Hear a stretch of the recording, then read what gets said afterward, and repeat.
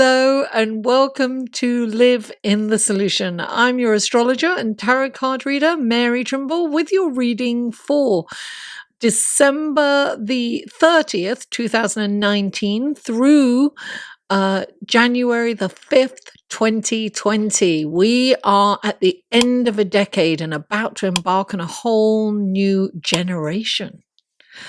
So how exciting is that? So happy New Year, guys. Let's hope 2020 is better than 2019. At least for me, I hope. Okay, listen, it's a perfect time to get a 12-month reading, actually, and gives you, an idea of what's going to happen month by month in 2020. And if you would like that, click on this link. It'll take you to my website. You can see what kind of readings I offer.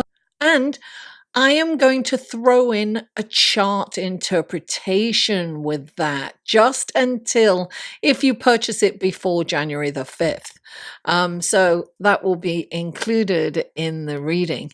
Now, all the links are in the show more description box below, the links to the other videos. This is for your sun, moon, and rising. So all the other video links will be below. The skip time to this intro right now, to the astrology report and to the tarot card section are below in the show more section. Now, also, I want to quickly tell you that I have a private Facebook group, and the link to that will be below. Every 2 weeks, I do a live feed for the full and the new moon, only in that private Facebook group. So the link to that, just ask to join, answer a couple of questions, and you'll get in. Yay! All right, without further ado, let's go to your astrology report, shall we? Hello and welcome to the astrology report section of your reading. And on Monday, December the 30th, Mercury is trine Uranus. This transit opens up our minds to the endless possibilities. It stimulates visionary thinking. It's outside the box, electrifying kind of thinking. We may suddenly get some exciting news or bump into someone new by chance and discover that we have striking chemistry. Serendipity is the word that comes to mind when I think of this transit. Pay attention to your dreams because psychic abilities and intuition energies are pronounced during this transit, and messages may come to you via dreams. This aspect may give us a penchant for higher learning also. So it might be a good time to study astrology or tarot or any kind of Wiccan or any of the occult subjects. Or perhaps even computer technology or website development or communicating in any way through the internet or online. Also, socializing and sharing your ideas with interesting people will help you gain a lot of insight. New acquaintances or love interests met. If you meet new acquaintance or love interest during this transit, they will be exciting. However, they may not have lasting power. So keep that in mind. Now, Tuesday, December the 31st, 2019. Whee! Happy New Year! This is the end of a decade and we're starting a whole new generation, right? The next 10 years, what will it have in store for us? Let's hope 2020 is better than 2019, for me at least. I had a rough year. So onward to positive and incredible opportunities we go.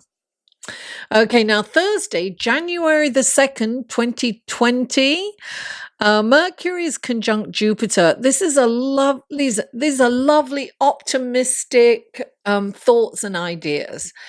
The belief that anything is possible and attainable. This transit also encourages higher learning. So it's a good time to start a new course in study, perhaps of philosophy or theology, astrology, or the healing arts. Perhaps you're planning an adventure to a far off location, or maybe a spiritual retreat is on your mind. Whatever the case may be, it's a big plan of action that is likely in the works, or rather on your mind. This transit is a bigger picture energy. So that means that details might be overlooked or missed during this time. This transit can also foster excessive chatter. It's the excitable nature of this transit that can have us foaming at the mouths to get out, to get out all of our ideas before they disappear. There's kind of an urgency there to say all we need to say. So this comes across in our communications. So we need to try to breathe and think and just take a moment before we speak. Keep that in mind. On Friday, January the 3rd, 2020, Mars moves into Sagittarius. Here we go. This is bigger picture. Again, Sagittarius is all about the bigger picture. So when one is impatient, one can get restless. So it's really the best way to channel our frustrations during this transit is through exercise, action, take action. It's that nervous energy we need to kind of burn off. It's a really good time to start a new exercise program or some other fun activity that you can work out your nervous energy through. During this transit, you may find that you start several projects with little follow through. Therefore, things may not get completed. Another thing to be aware of, guys. So let's go to your tarot card reading, shall we? Hello, Cancer, and welcome to the tarot card section of your reading for December the 30th through January the 5th, 2020. Okay, this is for Cancer. What wonderful gifts, guidance, blessings, and helpful information can you give Cancer for this coming week of December 30th through January the 5th? 3 cards for Cancer, please. 3 cards. Oh, 2 more cards. Oh, that's it. How many is there? Oh, yes. Lovely. Okay.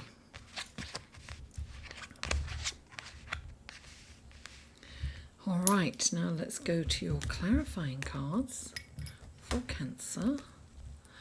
These are clarifying cards. What wonderful gifts, guidance, blessings, and helpful information can you give Cancer? Okay, please clarify.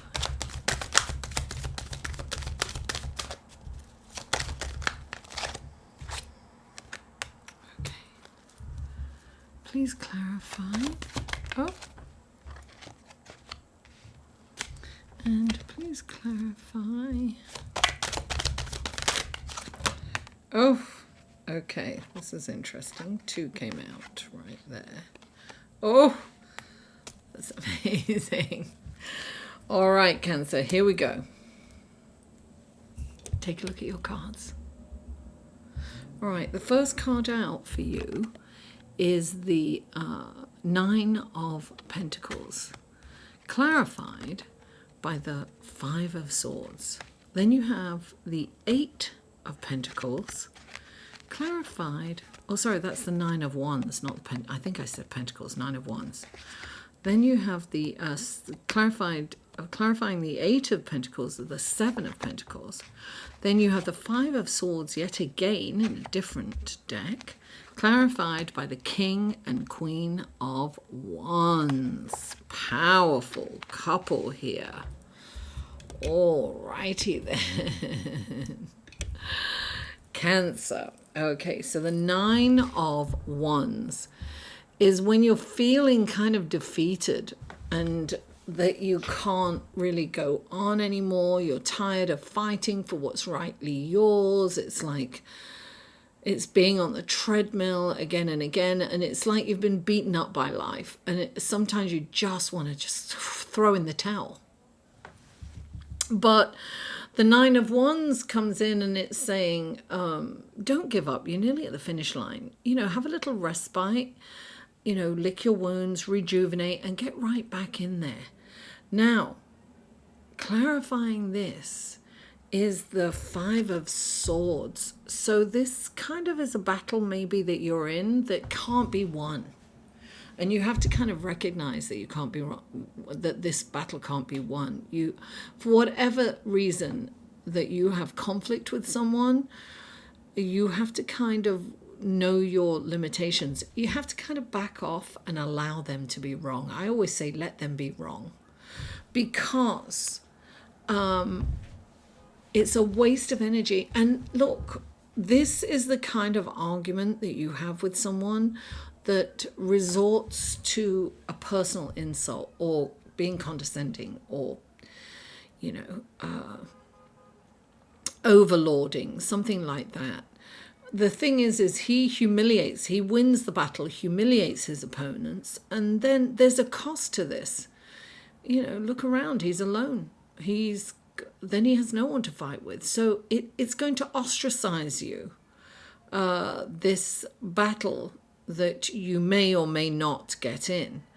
So you want to get into, so you want to remember that rather than engage, particularly with politics right now, of course, politics is a hot topic, politics or religion or spirituality, anything like that, that the other person can't be convinced. You can't be convinced to change your mind, and neither can they, so it's pointless, engaging, particularly in a negative way.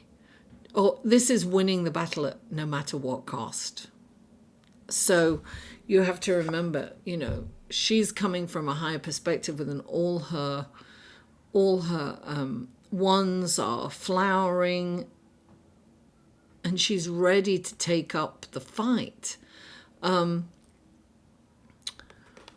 don't get into a fight that you can't win, that is not winnable. Sometimes it's like we get into fights and we're like, oh, we can't win this. And we're like a dog with a bone then. And we can't give up, even though we know it's impossible to win. So, but it's drop the bone. That's all I'm going to say, is drop the bone. The next card out is the Eight of Pentacles. And the Eight, look, she's burning the midnight oil. She or he, I don't have my glasses on. And it doesn't matter. Gender, it's non-specific here. They are burning the midnight oil. And there are all these coins. They are really focused on creating and doing everything with fine detail. So I am getting pay attention to the details, because we do have this tendency with this energy that's coming in to see the bigger picture and miss the details. So you're being asked to focus on the details and become the master. Give your work or profession, your craft or your job, the attention that it deserves. Even if you are a master, become a master teacher. This is really important to focus. The potential to make huge amounts of money are there. Look, they're all right there. We're getting ready to come down. Clarifying the Eight of Pentacles is the Seven of Pentacles. So you are being asked to reinvest in yourself. And that can mean just putting more time and effort into what you're doing. And this also means, Cancer, that you need to look at all the effort that you've put into something and see if it was worth the results. And if not, just tweak it a little. Change. It's not like you completely have to drop it or change it. Tweak it. So it's time to do the bookkeeping. Really look at the effort that you're putting in. Are you getting back what you're putting in? That's what you have to ask yourself. And look, here we go.